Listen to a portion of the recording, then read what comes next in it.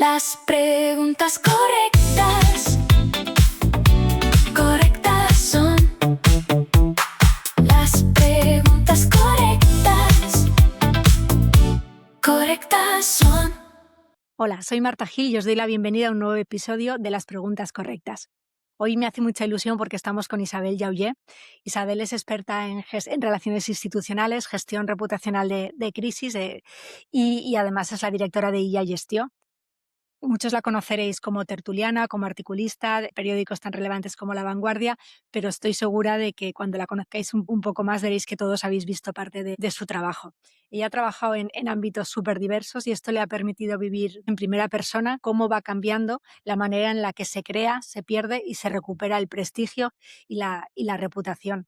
Es súper interesante poder hablar hoy con ella de cómo se gestiona la reputación cuando ya no basta con tener un cargo, con tener razón, con tener visibilidad y además los algoritmos y la IA van también poniendo su granito de arena. Así que Isabel, gracias por estar aquí, bienvenida. Muchísimas gracias a vosotros. Mira, sí, la verdad es que es un placer estar hoy con vosotros, con Marta, y poder compartir esta pequeña parcela profesional también es un placer. Pues Isabel, empiézanos explicando un matiz que creo que es súper relevante. ¿Cuál es la diferencia entre reputación, autoridad y prestigio? ¿Y qué nos debe preocupar de las tres?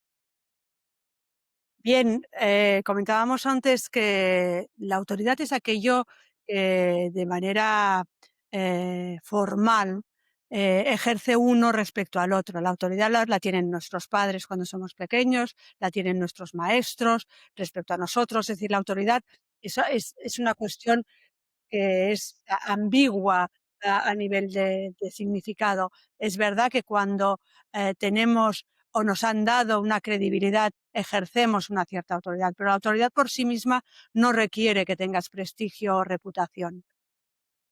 Yo siempre diferencio entre lo que es el prestigio y la reputación, es decir, el prestigio se nota o se consigue, ¿no?, gracias a méritos extraordinarios, a logros notables o de una calidad excepcional.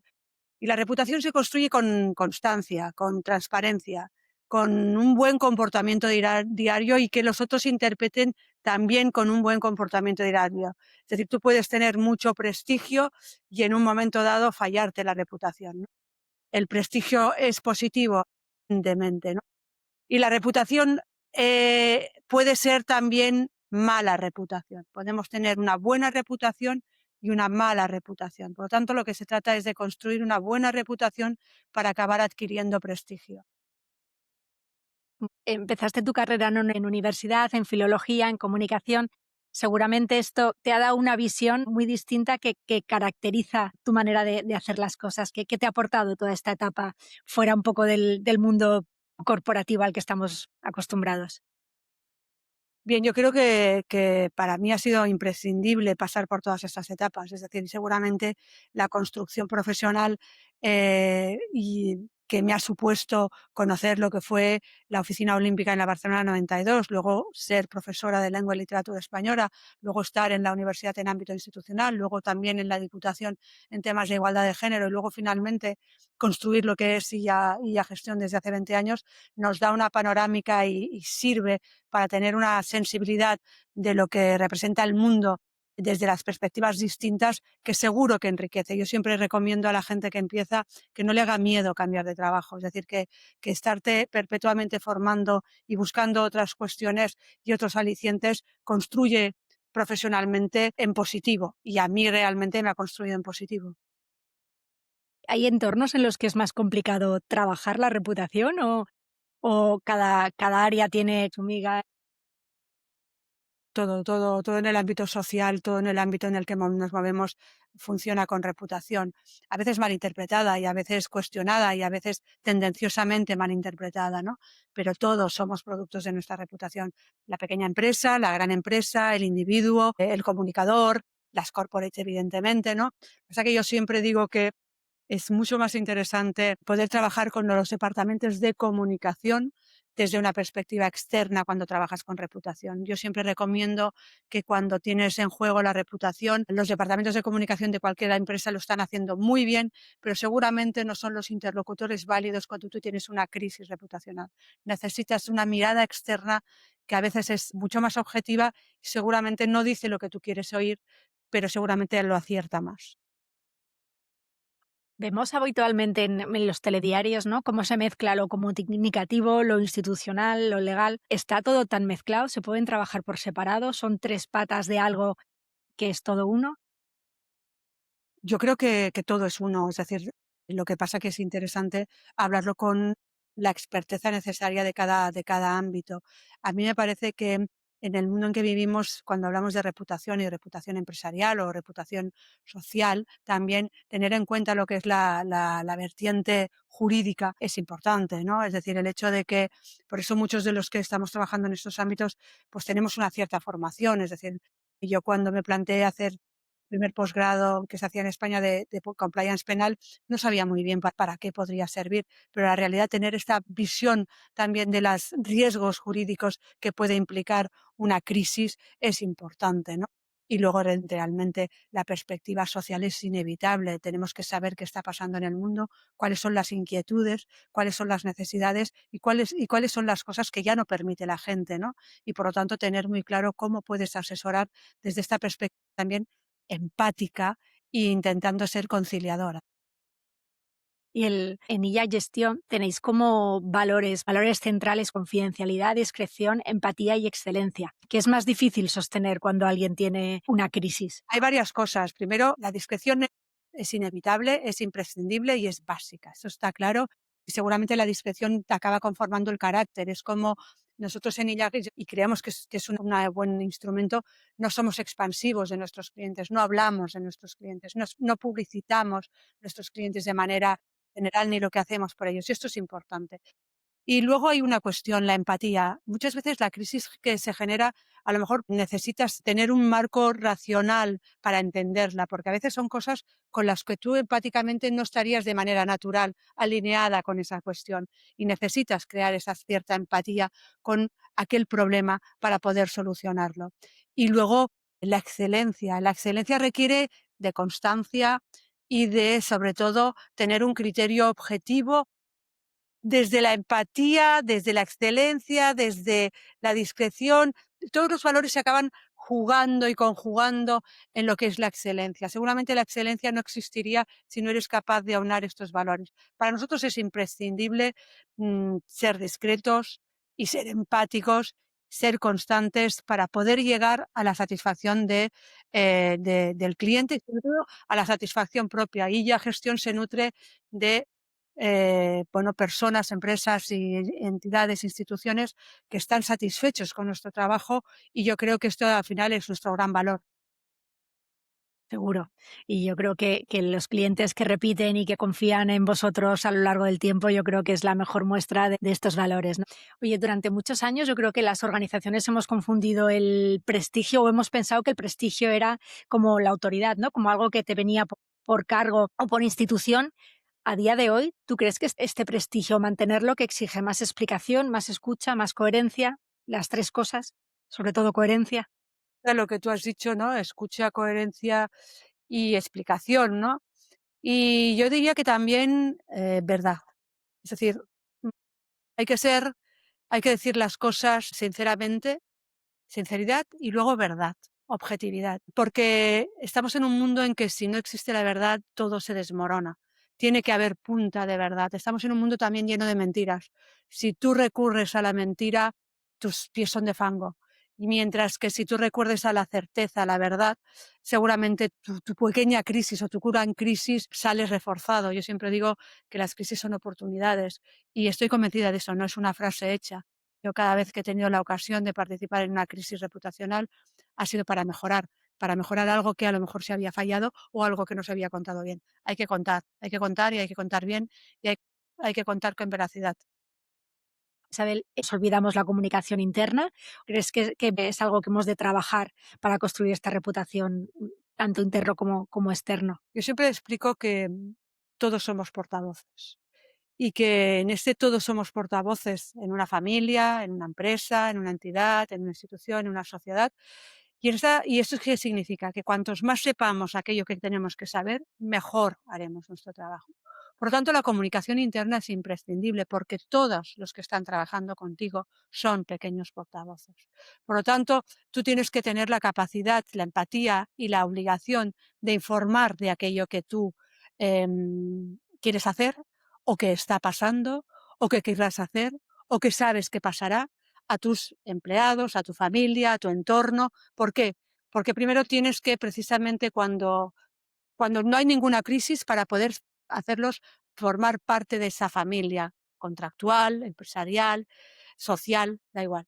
Y cuando tú sabes que va a venir una crisis, precisamente para desactivar todas aquellas preocupaciones que tú puedes desactivar. Por lo tanto, es imprescindible, y siempre cuando asesoramos tenemos en cuenta no solo la vertiente externa de aquello que vamos a contar, sino principalmente la vertiente interna de aquello que tenemos que contar, porque nuestros aliados son aquellos que trabajan con nosotros. Y cuando de repente surge una crisis grande, pequeña, ¿qué es más importante? ¿La rapidez? ¿El criterio? Es verdad, antes siempre se decía, ¿no?, que las crisis pasan. ¿Qué le recomiendas tú a tus clientes? Yo lo que recomiendo siempre es mirarlo de cara, es decir, las crisis pasan, pero hay que mirarlas de cara y hay que solucionarlas. Evidentemente, estamos ya muy preparados y la rapidez no implica desorden. La rapidez tiene que comportar también orden, coherencia. Por lo tanto, hay que ser rápido, sí, pero hay que hacerlo bien. Y por lo tanto, tienes que buscar o tú estar muy preparado o buscar a alguien que te pueda, de manera rápida, eficaz, dar respuesta y siempre una respuesta no de confrontación con el mundo. Yo creo que esto también es importante. Si uno se plantea que las crisis tienen que hacer una reacción negativa mirando al mundo, a la conflictividad, a aquello que nos genera la crisis, seguramente nos estaremos equivocando a la larga. Esta mirada siempre tiene que ser buscando una conciliación en aquello que ha generado esa crisis. Tu trabajo habla mucho de redes, de interlocución, de crear fuentes de diálogo. ¿Qué ha cambiado en la forma de relacionarse con todos los actores económicos e institucionales, sociales, políticos? Yo creo que lo que cambia es que tenemos unos instrumentos distintos. Es decir, que tenemos en nuestra capacidad por un tema de tecnología, un tema de parámetros sociales, etcétera, tenemos instrumentos distintos, ¿no?, para relacionarnos. Es decir, hay toda una serie de cuestiones que están vinculadas a las redes que nos permiten relacionarnos también de una manera distinta. Lo que pasa es que construir relaciones y cuidar esas relaciones construidas es básico. A veces nos encontramos en que la gente ve en un primer momento una necesidad de construir relaciones, pero luego no es capaz de mantener esas relaciones. Y aquí está el error. Es decir, construir relaciones es muy importante, pero es muchísimo más importante mantener esas relaciones. No sirve mucho haber construido unas relaciones institucionales si luego no eres capaz y no tienes claro que hay que cuidarlas y mantenerlas. Nosotros en esto somos como intentamos ser muy pedagógicos cuando asesoramos a alguien, no solo porque tenga una crisis, sino que porque quiere construir unas relaciones institucionales con un determinado sector o segmento. Les decimos siempre que más allá de haberlas construido, lo básico es mantenerlas. ¿Y estas relaciones han cambiado mucho en cómo se tienen que mantener? No, se mantienen y se deberían mantener del mismo modo que hemos hecho siempre, cuidándolo, llamando, estando. Y yo siempre les digo a las personas que trabajan con nosotros, hay veces que no solo es un correo electrónico, hay que hacer una llamada, porque cambia bastante la relación que se puede establecer cuando tú has conseguido hablar con alguien. ¿Es lo mismo ser visible que creíble? Ahora nombrabas las redes sociales, la capacidad que tenemos de comunicación. Ser muy visible no es ser muy creíble. Seguramente hasta hace relativamente poco, ser visible implicaba ser creíble. Yo creo que una de las suertes que está pasando con los últimos años es que eso ya no es así. Ha habido unos años de mucha visibilidad y que eso implicaba tener credibilidad, porque si eras capaz de estar en muchos sitios y si eras muy visible, alguien te otorgaba credibilidad o la gente o la sociedad te podía otorgar credibilidad. Yo creo que por suerte esto está cambiando, que ya hay unos parámetros de una vis crítica, de una mirada crítica ante lo que es la visibilidad, que no siempre tiene que ver con o va asociado con credibilidad. Creo que esto ya estamos aprendiendo entre todos a no hacer un sinónimo en visibilidad y credibilidad. Lo que los filtros que ahora estamos intentando ejercer desde un punto de vista institucional, desde un punto de vista gubernamental, están trabajando en ese sentido, creo que también es una cuestión de responsabilidad de todos, ¿no? Todos podemos hacer más creíble algo visible o hacerlo menos creíble, ¿no? Y yo creo que es una responsabilidad de aquellos que tenemos una mínima vis pública saber que cuando nosotros somos conocedores de algo, poder explicar esto es visible, pero no es creíble. Yo creo que esto es un ejercicio de responsabilidad ciudadana y que cada vez estamos ejerciendo seguramente con menos pudor, lo cual está bien, y con más autoridad. ¿Qué has tenido que desaprender los últimos años para adaptarte a un entorno que va cada vez más rápido y en la que surgen casi más cosas cada día? Yo diría que más que desaprender, aprender. Es decir, yo creo que todo lo aprendido está bien, pero he tenido que volver a aprender o que seguir aprendiendo de las generaciones jóvenes. Yo creo que hay una mirada de los que somos seniors, ¿no? De los que ya llevamos muchos años trabajando, que hemos intentado, con mejor o peor acierto, hemos querido mantenernos en la novedad de las cosas y de la sociedad, pero luego hay una voz que es imprescindible, que es de la gente joven. Es decir, tenemos que y yo realmente estoy muy contenta y satisfecha de que esto lo haya interiorizado e integrado en lo que es ya gestión, porque realmente son generaciones que están muy preparadas, que no saben lo mismo que nosotros, pero saben cosas que nosotros no sabemos, que por lo tanto poder confluir en construir prestigio, en construir reputación, en asesorar en crisis con esta mirada, también ahora mismo es imprescindible. Y me parece súper interesante y que además complementa muchísimo el rol, ¿no? Que todas las nuevas generaciones tienen que tener en todas las profesiones, en todo el día a día y cómo confluye este talento senior, ¿no? Con la frescura también que aportan nuevas generaciones que además yo estoy 100% de acuerdo que vienen muy, muy preparadas y con una visión diferente. La IA multiplica contenido, velocidad, ruido.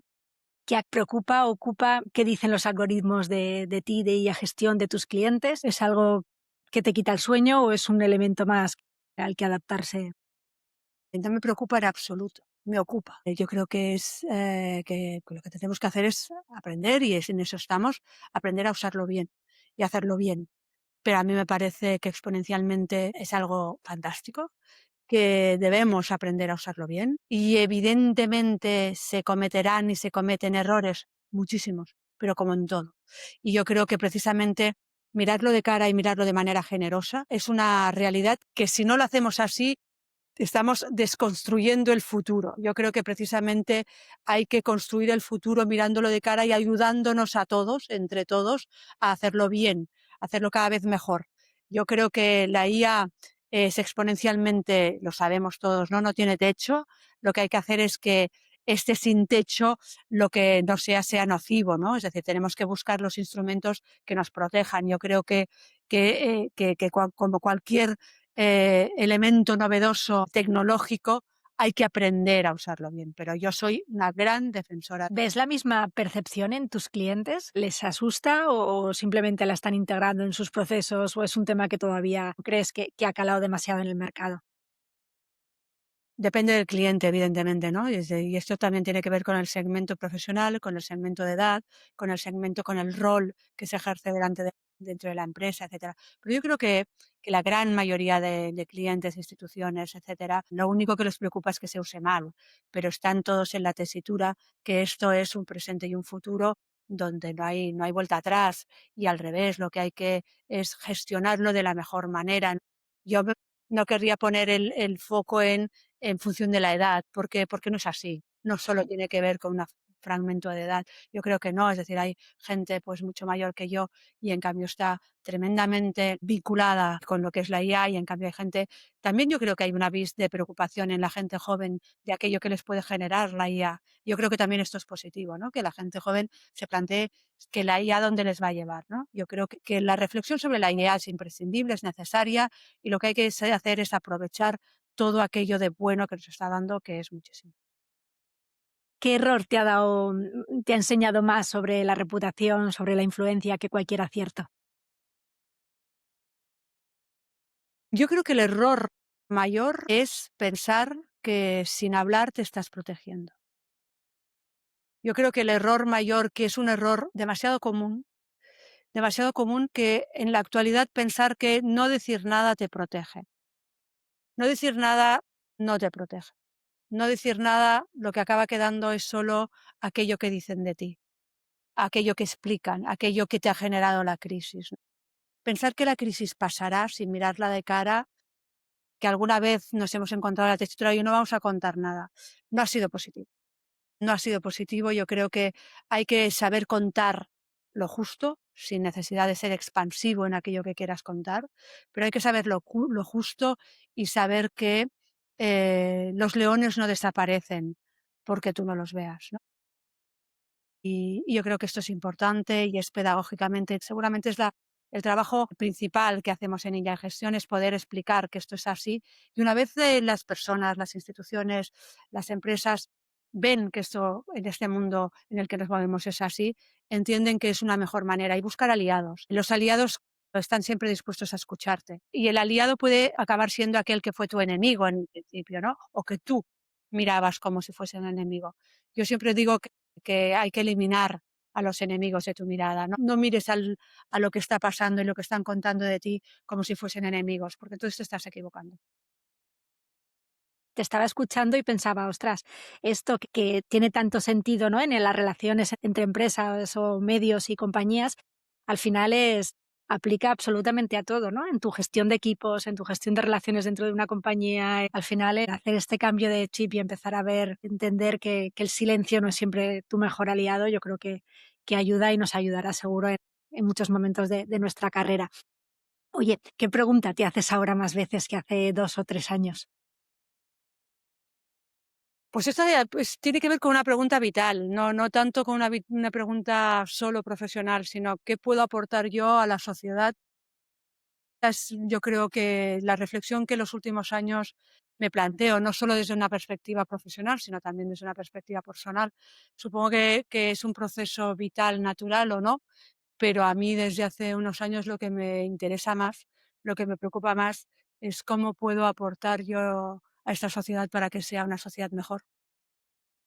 ¿Y crees que te ayuda en este camino y en esta reflexión de que puedes aportar el tener voz en espacios como tertuliana?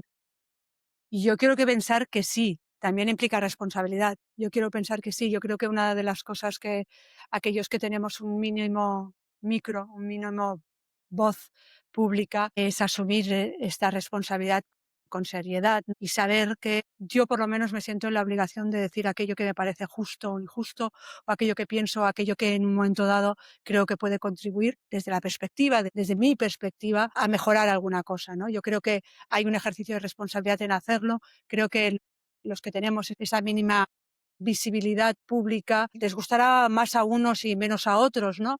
Pero tenemos esa de responsabilidad y seguramente a mí me ayuda el hecho de poder hacerlo, ¿no? El hecho de poder escribir un artículo explicando aquello que me preocupa o aquello que me hace feliz, o también dando un análisis de alguna cuestión política, social, que se plantee en una tertulia, pues bueno, lo haces también con una cierta humildad, es decir, sabes que tú no tienes ni muchísimo menos derecho a leccionar a nadie, lo único que puedes dar es aquello que a ti te parece que desde tu perspectiva sería mejor, o podría ser mejor, y que podría contribuir a mejorar la vida ciudadana.